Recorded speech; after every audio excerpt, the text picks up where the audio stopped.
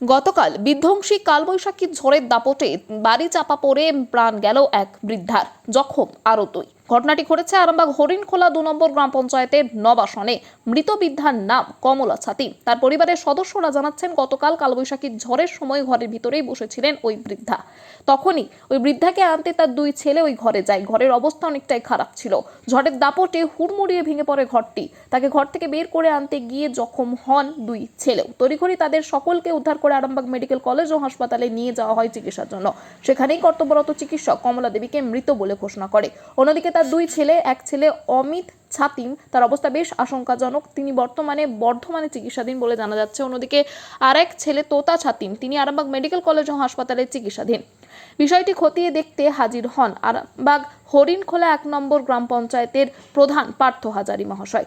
শুধু এই বাড়িটি নয়, এলাকার আরও বেশ কয়েকটি বাড়ি ক্ষতিগ্রস্ত হয়েছে, গাছ পড়েছে বহু জায়গায়। ঘটনাকে কেন্দ্র করে উত্তেজনা ছড়িয়েছে এলাকা জুড়ে। এই বিষয়ে আরও কি জানা যাচ্ছে, দেখুন বিস্তারিত। আমি উত্তম গো, বাবার সঙ্গে কথা বলো। তোমার মায়ের সাথে কথা বলো। আমার মা বিকালবেলা আমি এসেছি, বিকালে এসেছি, আমার বাবা আমাকে এগিয়ে আনতে গেছে। আমি যে এসেছি শুনে এসে আমার বাবা দিকে সবাইকে, ঠাকুমাকে মিষ্টি খাইছি, মুড়ি খাইছি, ঠাকুমাকে ডেকেছি। ঠাকুমা এসে আমার ঠাকুমা এলুনি। আমার যখন ঝড়টা আরম্ভ হয় আমার বাবাকে ডাকছি, বাবা আমার ঠাকুমাকে বার করে আনো। বাবা তো আমাকে আসছি, আর আমি প্রেগনেন্ট বলে আমাকে বেরোতে দেয় না মাম্মা।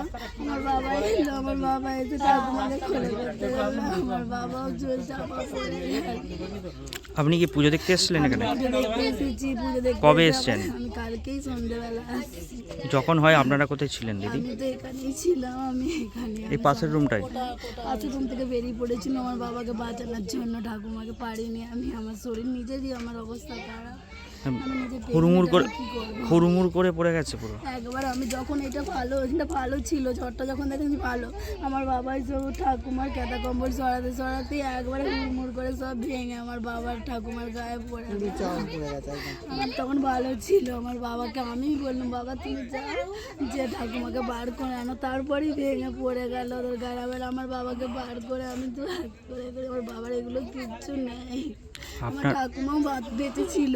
ঠাকুমাকে নিয়েছে বাড়িতে দুধ গরম করে খাওয়াতে, সেক দিতে। ঠাকুমা একটু ঠিক ছিল, তারপরে দুধ বুদ্ধি একবার আবার ঠাকুমা শেষ হয়ে গেল। খারাপ হসপিটালে নিয়ে গেল এইখানে সব আমাদের সব গ্রামবাড়ির লোকেরাই নিয়ে গেল, কাকারা। এরকম ঝড় কখনো দেখেছেন এখানে? না, আমি কিরকম কালবৈশাখী ঝড় আমি দেখিনি। আমি এই প্রথম এরকম ঝড়টা দেখছি। আমার জীবনে এরকম ঝড় আমি দেখছি। কি নাম দিদি আপনার? আমার নাম সীমা মালিক।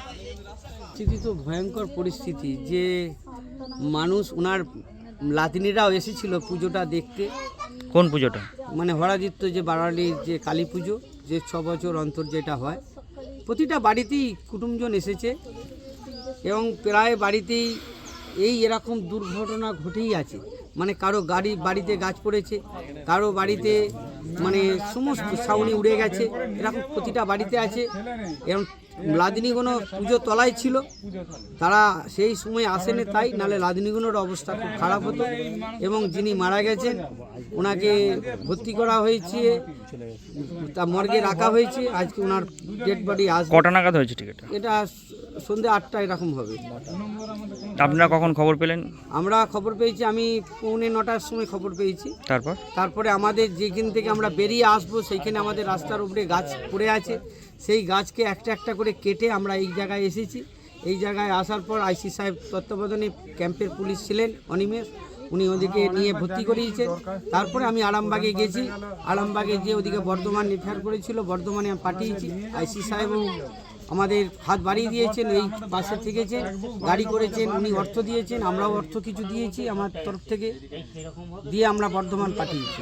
গ্রাম পঞ্চায়েতগুলোর অবস্থা কেমন? আপনার তো পঞ্চায়েতের অবস্থা কেমন? অবস্থা পুরোটাই শোচনীয়। মানে যা অবস্থা, আমার বন্যা হরিণখোলা 1-2 যে বন্যা যা হয়েছিল, আবার ঝড় যা হয়েছে, আমি কোন দিকে যাব ঠিক এখন দিশাহারা।